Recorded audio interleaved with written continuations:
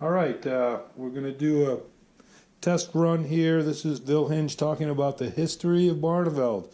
Since he's lived there for some 150 years, he knows quite a bit about it. Well, this is Van's Tavern. It was just a great old place. Had a stable next door to keep the horses. And unfortunately, the original Van's burned down in 1988. They've rebuilt. There's a smaller version of Van's Tavern there now. This is the old schoolhouse in Barneveld, not the first one, but this is the schoolhouse at 148 Mappa Ave. I used to live at 146 Mappa Ave. My brother and sister both went to school there for a while. Did you go there? No, I didn't go there. It said it ended in something like 1959? No, 1939? About 40s. 1940s?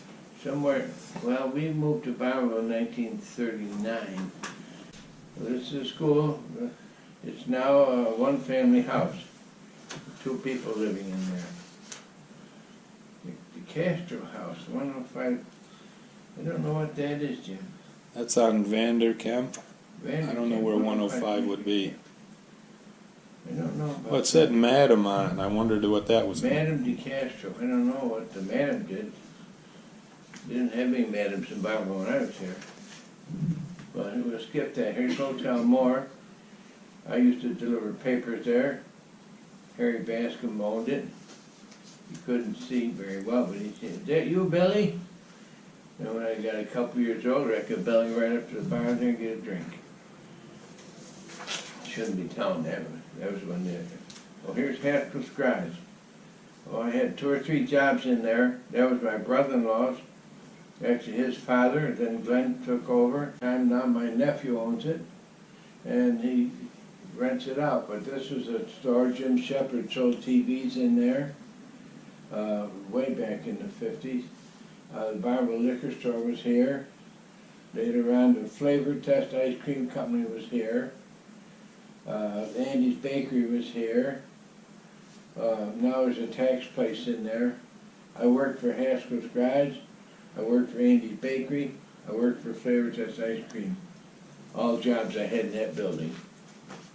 Now I've stayed there for about 3 weeks between our house, selling our house, and moving. This is the Gulf gas station. That's the same thing. That's Haskell's Garage. That was at the same building? Same building, yeah. This is the Gulf gas station. Had 2 pumps here and 1 over here, one regular and high test. Glenn Haskell ran that. I used to work for him. And he used to tear cars apart and go get him to help me going back. Well, that was a Gulf station? It was Gulf, yeah. Okay, and I know when I moved here, Charlie Bellinger had the Gulf station down at the Mapledale Corners. Yeah. Was that Gulf there when this Gulf was up here? No, this Gulf went out, old guy, probably in the 50s. But there actually were 5 places in Barneveld where you could buy gas. Not on Route 12. There were none. Well, it was Route 12.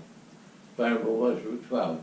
But up Sally Thomas's house and Mitch's, that little house has fallen down, and that was a gas station. Then this Gulf gas station. The hardware store had a gas pump. Across the corner from Boone Street and Map Ave with Mrs. Britt's ice cream parlor, and they had 2 brands of gas there. I think it was Esso and I can't remember what else. But then just around the corner was George Roberts, and later on Mitch and Sally Thomas had the mobile station. Then go across the bridge, heading up old Route 12 towards Renton. Before you left the village was Stackhauser's Texaco station. So why would they sell gas at an ice cream store?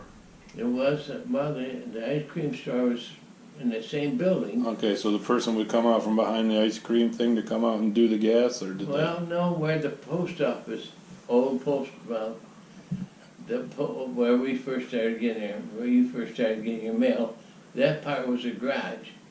And they had 2 or 3 bays where they were. Bob ran it. That's Maxine Ellis's father. Ran that. They, repaired cars and Sold two different kinds of gas there. Is that where Mitch had his fishing stand was down where the... No, that was the next That one was down, down. was Mitch's, around the corner. So it was Esso, Mobile, Texaco, Golf, whatever kind we had at the hardware store. There's a pump there, you could crank it up at the old hardware store. There's pictures of that around. Here's the four corners with a concrete tub. That's before my time. This building here, I don't know which way they're facing here for sure. No, this was, that's where my store was, but then they added on to this building.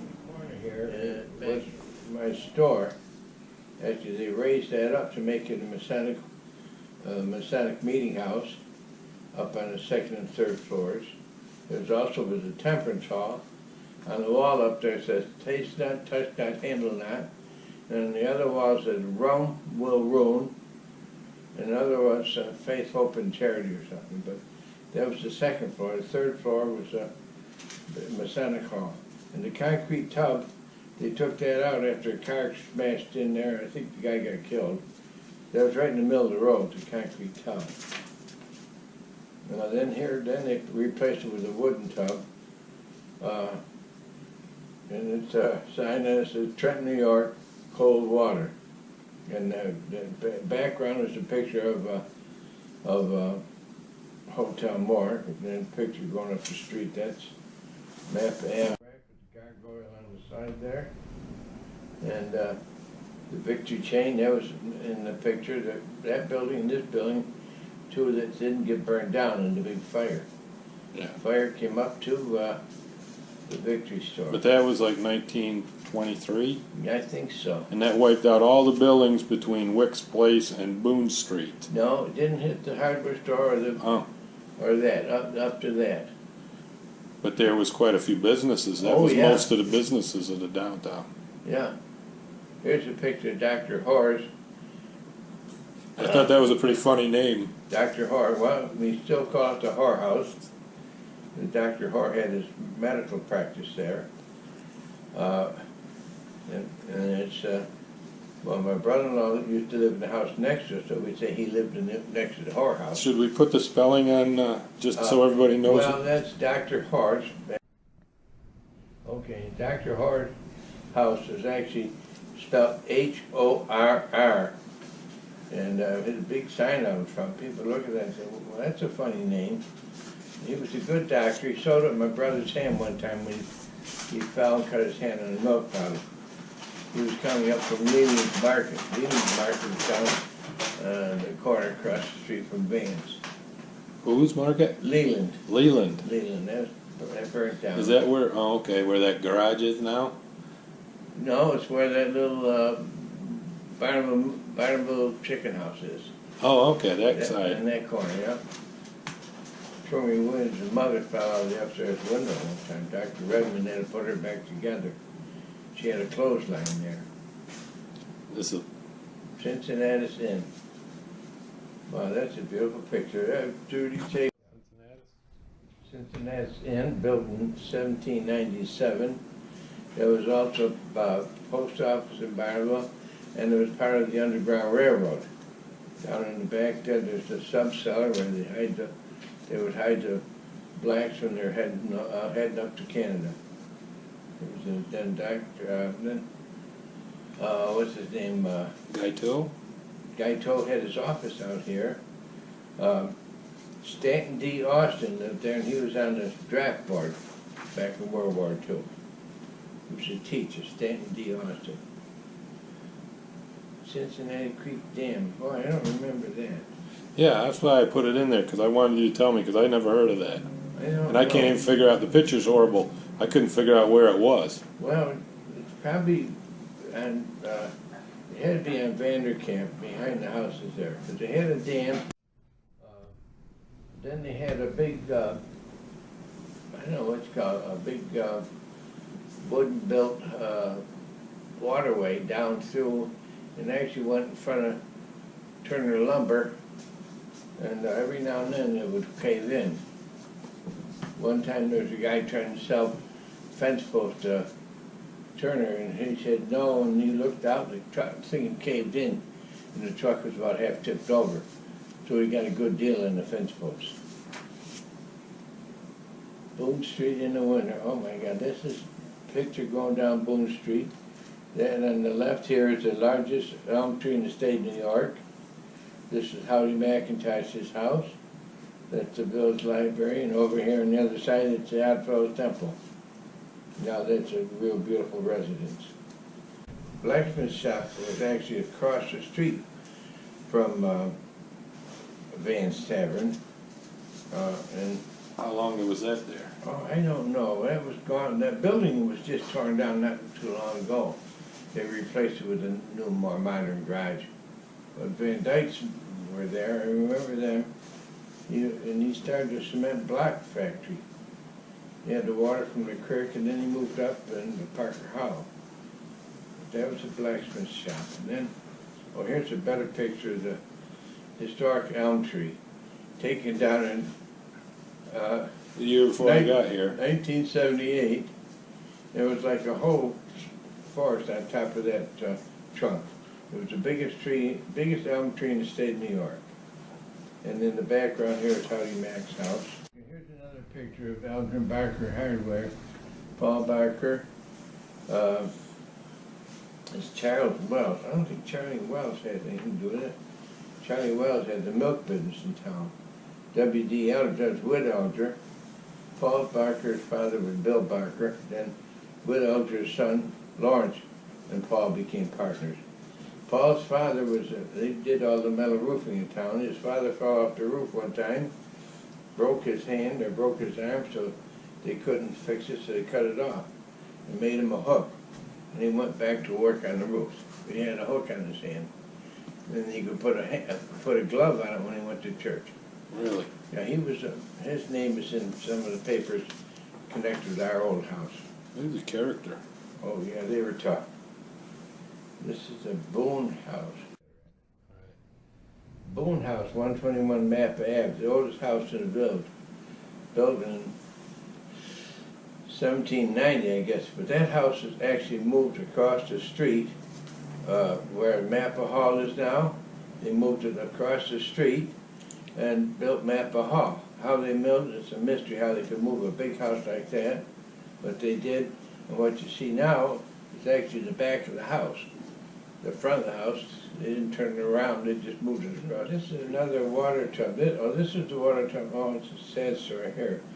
That thing just disappeared. It was part of Barnevald's history. That water was great. People would line up there to get water. One day a person came in the hardware store and asked about the water, and Paul Barker was there helping me. He was about 88 at the time. He said, perhaps that was the cause of my father's death, just as serious as could be. And they said, well, how old was your father? Well, he was 97 when he died, but he drank that water every day. And we had 5 water tubs in Barneveld when I was a kid. They were all I guess a couple of them were down, but there was one on Mill Street, this one, the one in front of the hardware store, and one Van's Tavern. But they just tore that down. What I remember about the old water tub was the kids would go down to the creek and they'd catch fish, and they'd always come up and put the fish in the water tub. Yeah. So when you go there to get your water, there'd be pretty good sized nice trout in and there. whatnot. Yeah. Well, we also had a couple of times where we put our lawn chairs in there and sat in there. How was that one picture with the water tub that was down at the 4 corners? I see they had the cement pillars in front of it so no cars would run over it. Did anybody ever run into it? Well, I think someone got killed there. They ran Hit the water tub? Yeah, they came down the hill. And, Oh, yeah. And ran right in. I'm pretty sure someone got killed there. But this water tub was next. We call it the Park Ave Aquatic Society. When you had to put your lawn chair in there and sit in that. In the water tub? In the water tub. Sometimes you'd have a little antifreeze in your system. Yeah. Before you do that, and so it wouldn't kill you. Yeah. I was part of the park, yeah. I think Sid Burge was one of the first ones to sit in there with their lawn chairs. Now we bring back, we missed the Old Stone Meeting House. The Old Stone Meeting House was a Presbyterian church built about 1820, and 1858 county history book called it the Abandoned Stone Meeting House in 1858. Later on, the church, the Grange bought it, did a lot of work in it, made it into a Grange Hall. When I was a kid, we went there for movies, and you could roller skate upstairs because it was a big room, 40 by 50. Downstairs, they had church suppers. You go down there, and you pay what you could afford, a quarter or a piece or 50 cents a piece. Then later on, after that, Grange Hall, the Methodist, that's when the Methodist Church owned it. And then later on, the Hinge family owned it and made it into a home, lived there for 48 years. Until just recently they run out of Barneveld. End of story. The first bank in Barneveld was the Bank of Trenton. It was on Boone Street, right just 2 doors down from the hardware store. They had part of that building. Parts from that building are in the old stone house that we lived in, some doors and things. But they were robbed there, and there were people sitting on the porch across the street, Mrs. Britt's house, saw these 3 men go in, and a few minutes later they walked out, got in the car, and drove away. And then a couple minutes later, these 3 men came running out of the bank saying, "We've been robbed, we've been robbed." Why did it take that many minutes to come out? Did they say if you came out too quick, they're going to shoot them or something? I don't know what scared them, but then they caught because they run up Parker Hollow Road. Somehow they caught up with these 3 guys. Somehow they went up Parker Hollow Road, and I don't know how police would get there quick or what, but they caught the bank robbers. But I knew one of the people was in there as a teller. Was Ab Mellon's brother Stark. Stark Mellon was the teller in there, and Betty Oucher's father was the head of the bank. The bank went under when the crash. That building, it actually moved from there up to the new bank on Map Ave, and that was still there, still has a vault in it. And then the bank went under in the 20s with the rest of the banks. The Indians, when you said you used to find the arrowheads. Well, my brother found the arrowheads in Cincinnati Creek, about where the Steuben and Cincinnati come together. And they said there were Indians in town, and he claims a fellow by the name of the minister's son had a collection. He found quite a few. My brother said he saw some there. And I never saw him, but apparently the Indians were fighting there. They followed any waterway, you know. What is the Bologna Bridge anyway? Do you know what that means? They have the big stone there, but I didn't really. I don't know where they come up with that name. Which Bologna. name? Oh, Bologna? Pardon? The bridge? Yeah. Yeah, the covered bridge. I've got several pictures of that somewhere of building it. With the crane putting it together and different things. I was watching them build it. And across the Bologna Bridge, there's made a little fishing pier. So for handicap. I don't know if you catch anything in there. That was my brother's idea. Yeah, there were. If you look over the bridge, there'd always be something fishing swimming down around the bottom. Yeah. You remember? Worst one I remember, they closed the road between Barneveld and Utica for 2 or 3 days. There was no getting out of Barneveld. And I can remember going with my brother-in-law. This was probably in the late 40s. We drove down to where Route 28 is now, in that corner, and there was a big plow on tracks, and it was coming up through it, open the road. It was exciting, but it was a big V plow, and probably had 1 lane open to Utica, but it was about 3 days you couldn't get to Utica. have to brush up on this, but there was a bad fire in Barneveld. And two Haskell, my brother-in-law's dad, owned Haskell's garage. He was working on something in there, and it caught fire and started going, and then the fellow that discovered it and ran across the street to the hotel and called the fire department. We didn't have much of a fire department, but that fellow died that night, and it said died from excitement. It was in the paper, and the Utica firemen came up with a new pumper they had, and they drove up from Utica, coming down Deerfield Hill. They couldn't. There was a woman in front of them going slow. They couldn't get her around her. They wore out their brakes going down the hill. But they finally got to Barneveld, and thank God, because they had the capability of pumping more water. It was pumping out of the creek, and they put the fire out. You think they would have got your building? Probably would have. Probably would have. When it stopped at the Victory store. Victory store. There was Marion. The Victory, was that? There used to be a Victory Market when I was growing up. Is that the same company? Yes, Victory Chain from Norwich. Yeah. Called the Victory Chain. Across from Victory Chain was. Where was that at? Right, like right where the old bank is? Where the barber is now. Ah. That was a Victory store. Where Doug is. And then there's 3 grocery stores. Pharmacy, where the bank tavern is. That was Clark French's Pharmacy. The soda fountain, and I remember that well. We'd go there and get a soda, scoop of ice cream with some chocolate sauce or something on it. And he had the full pharmacy. What were the sodas like in those days? They couldn't have been like nowadays. Well, they had a fountain. They could put the squirt of Coca-Cola syrup.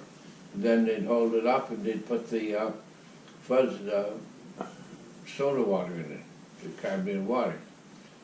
Now, if you want a vanilla Coke, and Coca-Cola, they had a little scoop of vanilla, and then fill it up with the carbonated water and stir it. That was the soda. They didn't have cans and bottles of soda. They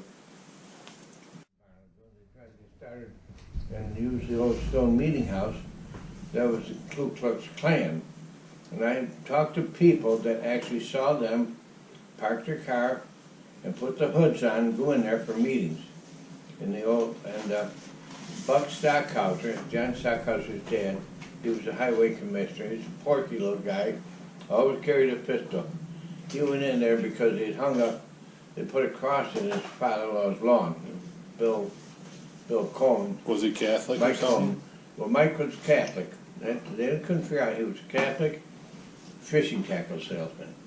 But Mike used to pick Mike up and go take him to church. But Buck went in there with a pistol and said, "You cowards, take off those masks or I'm going to start shooting."